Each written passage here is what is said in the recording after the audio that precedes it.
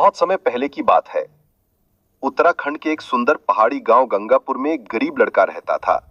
नाम था मनु। वो अपनी माँ के साथ एक छोटी सी झोपड़ी में रहता था। उसके पिता अब इस दुनिया में नहीं थे और घर की जिम्मेदारी मनु के कंधों पर थी। मनु रोज जंगल से लकड़ियां काटकर शहर में बेचता और उसी से गुजारा करता। वो पढ़ना चाहता था, सपने देखना चाहता था, लेकिन गरीबी की वजह से उसके सपनों के पर टूट चुके थे। फिर भी उसके दिल में एक आस जरूर थी, कुछ चमत्कार हो जाए। एक दिन मनु जंगल में लकड़ियां काट रहा था कि अचानक आसमान में बादल छा गए और जोरों की बारिश शुरू हो गई। वो भीगते हुए एक पुराने पेड़ के नीचे छिप गया। तभी एक बूढ़ा बाबा वहां आए। उनके पास कोई छाता नहीं था, लेकिन वे भीग नहीं रहे थे। मनु ने देखा कि उनके सिर पर एक छतरी है जो चमक रही थी और पानी उसके पास भी नहीं आ रहा था। बूढ़े बाबा मुस्कुराए और बोले, बेटा, तुम दूसरों की मदद करते हो, ईमानदारी से मेहनत करते हो, क्या तुम एक इनाम पाना चाहोगे? मनु ने हैरानी से सिर हिलाया। बाबा ने अपनी चमकदार छतरी मनु को देते हुए कहा, यह जादुई छतरी है। जब भी तुम किसी नेक काम के लिए इसका उपयोग करोगे, ये तुम्हारी मदद करेगी।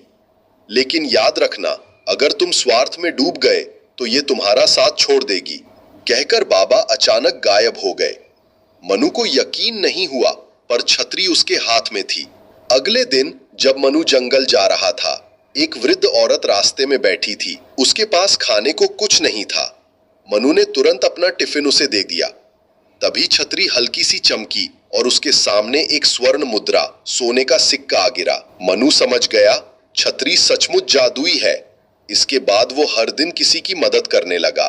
कभी किसी भूखे को खाना देता, कभी किसी किसान की बैलगाड़ी खींचने में मदद करता, और हर बार छतरी उसे कोई छोटा सा इनाम देती। पैसा, फल, कभी साफ पानी, कभी कपड़े। धीरे धीरे उसकी हालत सुधरने लगी। उसका घर मजबूत हो गया, माँ की दवा हो गई और वो स्कूल जाने लगा। एक दिन गांव में एक अमीर व्यापारी आया। उसने मनु के बारे में सुना और उसे बुलाया। मैं तुम्हारी छतरी खरीदना चाहता हूँ, बदले में दूंगा एक बड़ा बंगला और ढेर सारा सोना। मनु कुछ पल के लिए सोच में पड़ गया।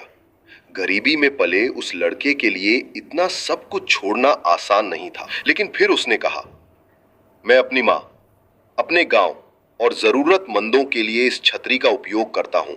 इसे बेच दूं तो इसका क्या मतलब रह जाएगा? व्यापारी हंसते हुए चला गया। मनु ने राहत की सांस ली। कुछ महीनों बाद गांव में भयंकर सूखा पड़ा। खेत सूख गए, कुएं खाली हो गए, लोग पलायन करने लगे। उस समय मनु ने अपनी छतरी लेकर गांव के मंदिर में प्रार्थना की, हे छतरी, अगर तुम वाकई चमत्कारी हो तो गांव की मदद करो। छतरी जोर से चमकी और आसमान में उड़ने लगी। देखते ही देखते बादल घिर आए और बारिश शुरू हो गई। गांव के लोग खुशी से झूम उठे। अब लोग मनु को सिर्फ एक लड़का नहीं, गांव का रक्षक मानते थे। लेकिन मनु ने कभी घमंड नहीं किया। उसने जादुई छतरी को एक मंदिर में रख दिया ताकि जब भी किसी को जरूरत हो वो उसका सही उपयोग कर सके। सच्चा चमत्कार किसी चीज में नहीं, बल्कि आपके नेक इरादों में छिपा होता है। मदद का फल हमेशा मिलता है, कभी सीधे, कभी छिपे रूप में। जो इंसान दूसरों के लिए जीता है, वही सच्चे अर्थों में महान होता है।